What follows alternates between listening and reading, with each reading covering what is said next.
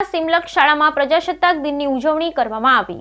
નવસારી જિલ્લાની સિમલક શાળામાં પ્રજાસત્તાક દિનની ઉજવણી કરવામાં આવી। ભારત વર્ષમાં આપણે અનેક તહેવારોની ઉજવણી કરતા હોઈએ છીએ, એમાં આપણા રાષ્ટ્રના તહેવારોની આપણે ધામધૂમથી ઉજવણી કરવામાં આવે છે।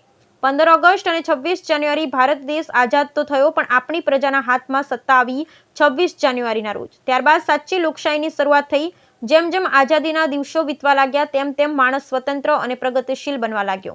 આજરોજ નવસારી જિલ્લાની સિમલક શાળાના પટાંગણમાં 76મા પ્રજાસત્તાક દિનની ધામધૂમથી ઉજવણી કરવામાં આવી હતી।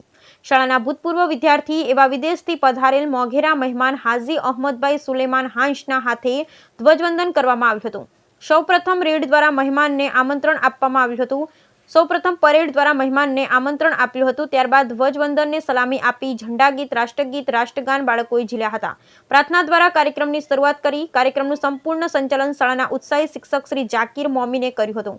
આજના લોકશાહી પર્વ પર અંતર્ગત સિમલક શાળાની ધોરણ 9ની બાળાએ સુંદર વક્તવ્ય આપ્યું હતું। શાળાના બાળકો દ્વારા સાંસ્કૃતિક કાર્યક્રમો થકી કાર્યક્રમને 4 ચાંદ લગાવી દીધા હતા। વિવિધ વક્તવ્ય, દેશભક્તિના ગીત થકી બધાને મંત્રમુગ્ધ કરી દીધા હતા। નાના બાળકોના કાર્યક્રમ થકી તાળીઓના ગડગડાટથી વાતાવરણ ગુંજી ઉઠ્યું હતું। અંતે શાળાના આચાર્યશ્રીએ શાળાના કાર્યક્રમમાં સહભાગી થનાર તમામનો હૃદયપૂર્વક આભાર માન્યો હતો અને કાર્યક્રમને પૂર્ણ જાહેર કર્યો હતો। Bureau report, Sunil Ganjawala, Surat.